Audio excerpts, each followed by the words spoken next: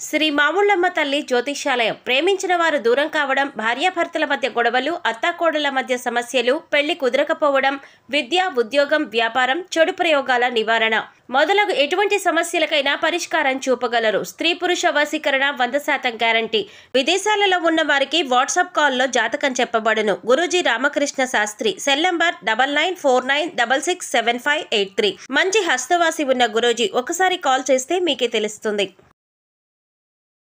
ఓం శ్రీ మాత్రే నమః. ఛానల్కి స్వాగతమండి. మీనరాశి వారు జాగ్రత్తగా ఉండవలసిన సమయం వచ్చింది. ఈ నెల 28 లోపు మీ జీవితంలో ప్రళయం రాబోతుంది.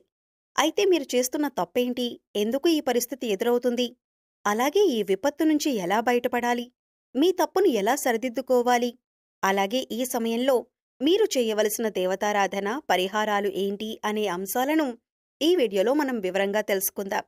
కానీ అంతకంటే ముందుగా మీరు కనుక మన ఛానల్ని ఇప్పటివరకు సబ్స్క్రైబ్ చేసుకోకపోతే సబ్స్క్రైబ్ చేసుకొని పక్కనే ఉన్న బెల్ ఐకాన్ నొక్కి ఆల్ సెలెక్ట్ చేసుకుంటే మేమిలాంటి వీడియోస్ అప్లోడ్ చేయగానే ముందుగా మీకు నోటిఫికేషన్ వస్తుంది.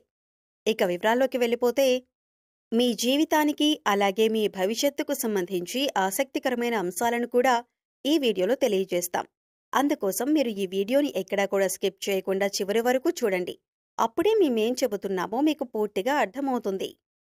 ఈ రాశి వారికి కోపం చాలా అధికంగా ఉంటుంది. అయితే వచ్చిన కోపం ఎక్కువసేపు నిలవకపోయినా కూడా ఈ కోపం వల్ల అనేక రకాల సమస్యలను కొని తెచ్చుకుంటారు.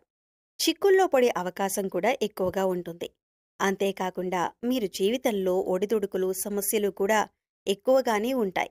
ఎన్ని ఒడిదుడుకులు, సమస్యలు ఉన్నప్పటికీ కూడా అధికంగా శ్రమపడి వీరి బాధ్యతలను సక్రమంగా నెరవేర్చి ఒక మంచి స్థాయికి చేరుకుంటారు.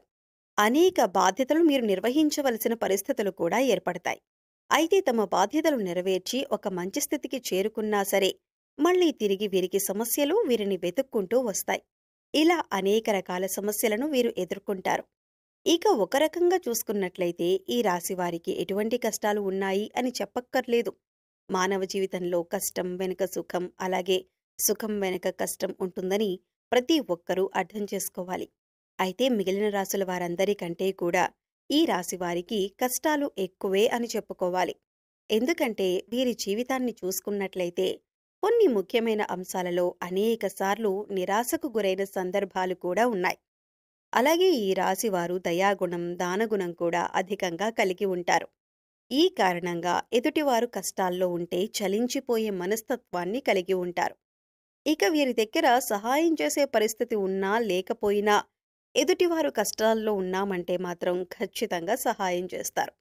అది ఆర్థికంగా కానీ, మాట సాయం కానీ ఖచ్చితంగా ఎదుటివారు కష్టాల్లో ఉంటే ఆదుకోవటానికి ప్రయత్నిస్తారు.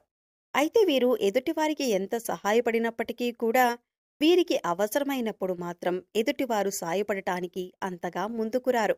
ఈ అంశం వీరిని మానసికంగా బాధపెడుతుంది. అయినా కూడా వీరు సహాయం చేసే గుణాన్ని వదులుకోరు.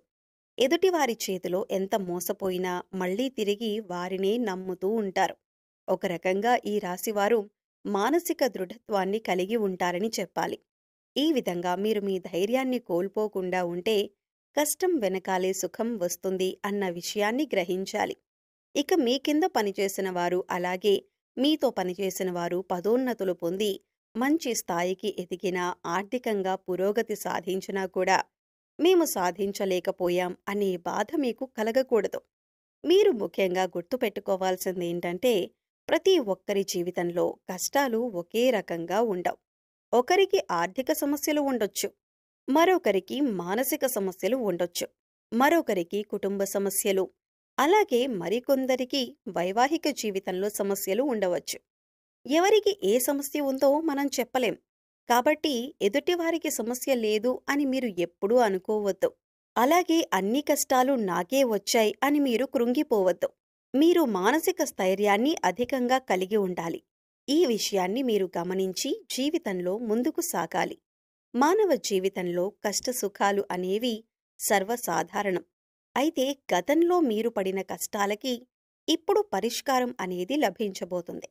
ఇక ఈ రాశివారి జీవితంలో రాబోయే ప్రళయం ఏంటి అంటే, మీరొక సమస్య నుంచి కూడా ఇబ్బంది పడబోతున్నారు. పరమశివుడి యొక్క అనుగ్రహం ఉన్నప్పటికీ ఒకరోజనైతే మీరు సమస్యను ఎదుర్కోబోతున్నారు. ఆ రోజు ఏమిటి అంటే కనుక 28వ తేదీ. ఈ రోజున మీరు చాలా జాగ్రత్తగా ఉండవలసిన సమయంగా చెప్పుకోవాలి. ఎందుకంటే మీ భవిష్యత్తుకు సంబంధించి ఒక ముఖ్యమైన అంశంలో నిర్ణయం తీసుకోవలసి వస్తుంది. ఈ సందర్భంలో మీరు కొన్ని నిందలు, ఆరోపణలు ఎదుర్కోవలసి ఉంటుంది. అయితే ఈ రోజున మీరు ఎదుర్కోబోయేటటువంటి సమస్య ఏదైతే ఉందో అది మీ భవిష్యత్తు పైన తీవ్రమైన ప్రభావాన్ని చూపిస్తుంది. పొరపాటున మీరు తీసుకునే తొందరపాటు నిర్ణయం వల్ల మీ పైన నేరారోపణ చేయబడుతుంది. కాబట్టి ఈ సమయంలో మీరు చాలా జాగ్రత్తగా ఉండాలి. ఈ సమయంలో మీరు బయట వ్యక్తులతో కానీ, ఇరుగు పొరుగు వారితో కానీ దురుసుగా ప్రవర్తించటం వల్ల, దురుసుగా మాట్లాడటం వల్ల, కేవలం మీ తొందరపాటుతనం వల్ల మీరు అనేక రకాల నిందలు, ఆరోపణలు ఎదుర్కోవలసి వస్తుంది. ఇందుకోసం మీరు మాట్లాడే ప్రతి మాట కూడా ఆలోచించి, ఆచితూచి మాట్లాడాలి. లేదంటే చిన్న అంశంలో గొడవ కూడా పెద్దగా అవ్వటానికి దారి తీసే అవకాశం ఉంటుంది. అందుకోసం మీరు ఈ అంశంలో జాగ్రత్తలు తీసుకోకపోతే మాత్రం భవిష్యత్తులో మీకు ఇది ముఖ్యంగా గుర్తుండిపోయే అంశంగా మారిపోతుంది. అంతేకాదు, మీరు జీవితంలో మర్చిపోలేని విధంగా ఈ అంశం మీ పైన ప్రభావం చూపిస్తుంది. ఇటువంటి ఒక ముఖ్యమైన సంఘటన మీ జీవితంలో కనిపిస్తుంది. కాబట్టి ఈ సమయంలో మీరు జాగ్రత్తగా ఉండాలి. ఈ సమయంలో మీరు మౌనంగా ఉండటానికి ప్రయత్నించండి. అలాగే దురుసుగా ప్రవర్తించకండి. ఈ రాశి వారికి కోపం అధికంగా ఉంటుంది. ఇక ఈ కోపం వెంటనే తగ్గిపోయినప్పటికీ కూడా మీరు అధికంగా కోపం ప్రదర్శించిన సమయంలో ఫలితాలనేవి మీకు వ్యతిరేకంగా రావచ్చు. అప్పటికే సమస్యలు మిమ్మల్ని చుట్టుముట్టవచ్చు. ఇక ముఖ్యంగా ఇటువంటి యొక్క సమస్యల నుంచి బయటపడటానికి మీరు దురుసుతనం, అలాగే కఠినంగా మాట్లాడే స్వభావాన్ని మీరు తగ్గించుకోవాలి. అది మీ కుటుంబంలోనైనా, ఇరుగు పొరుగు వారితో అయినా, సన్నిహితులతో అయినా, పై అధికారులతో అయినా, లేదా మీ ప్రియమైన వారితోనైనా మీరు సౌమ్యంగా మాట్లాడటానికి ప్రయత్నించాలి. అయితే ఇటువంటి విపత్కరమైనటువంటి పరిస్థితుల నుంచి మిమ్మల్ని కాపాడేది ఆ పరమశివుడే. అందుకోసం మీరు ఆ పరమశివుడి యొక్క ధ్యానం చేయండి. ప్రతిరోజు కూడా మీకు సమయం దొరికినప్పుడల్లా ఓం నమః శివాయ అనే పంచాక్షరి మంత్రాన్ని చదువుకోండి. అలాగే రోజు మీకు వీలైనన్ని సార్లు మృత్యుంజయ మహామంత్రాన్ని చదువుకోండి. ఇలా చేసినట్లయితే కనుక మీ జీవితంలో ఎదురయ్యే ప్రతి సమస్యకి కూడా ఆ పరమశివుడు వెంట ఉండి పరిష్కారాన్ని చూపిస్తాడు. అంతేకాదు, పరమశివుడి యొక్క అనుగ్రహాన్ని పొందుతారు. ఎందుకంటే మీ జీవితంలో ఎటువంటి సమస్య మీ దరిదాపుల్లోకి రాకుండా శివయ్య కాపాడుతాడు. అంతేకాదు, శివుడికి నీళ్లతో అభిషేకం చేసినా సరే బోళా శంకరుడు చాలా సులువుగా మిమ్మల్ని అనుగ్రహిస్తాడు. అయితే ప్రతి సోమవారం కూడా శివాలయానికి వెళ్లి శివాలయంలో దీపారాధన చేయటానికి ప్రయత్నించండి. ఆవు నేతితో కానీ, నువ్వుల నూనెతో కానీ దీపారాధన చేసి ఒక బిల్వపత్రాన్ని సమర్పించండి.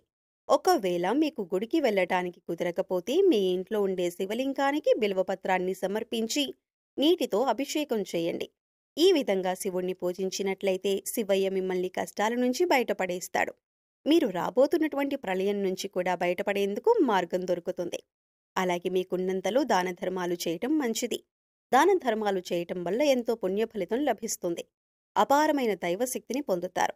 ఇక మిగిలిన అంశాలలో మీరు మిశ్రమమైన ఫలితాలు పొందబోతున్నారు.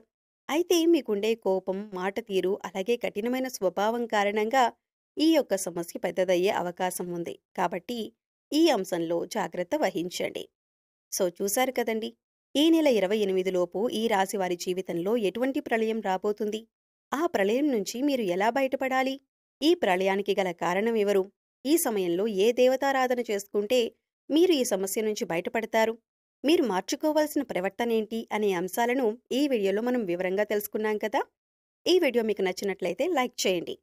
మీ ఫ్రెండ్స్ అండ్ ఫ్యామిలీ మెంబర్స్లో ఎవరైనా మీనరాశి వారు ఉన్నట్లయితే వారితో ఈ వీడియోను షేర్ చేసుకోవడం మర్చిపోకండి. అలాగే ఇప్పటి వరకు మన ఛానల్ని కనుక సబ్స్క్రైబ్ చేసుకోకపోతే సబ్స్క్రైబ్ చేసుకొని పక్కనే ఉన్న బెల్ ఐకాన్ నొక్కి ఆల్ సెలెక్ట్ చేసుకుంటే మేము ఇలాంటి వీడియోస్ అప్లోడ్ చేయగానే ముందుగా మీకు నోటిఫికేషన్ వస్తుంది. మరో చక్కటి వీడియోతో మళ్ళీ కలుద్దామండి. ఓం శ్రీ మాత్రే నమః.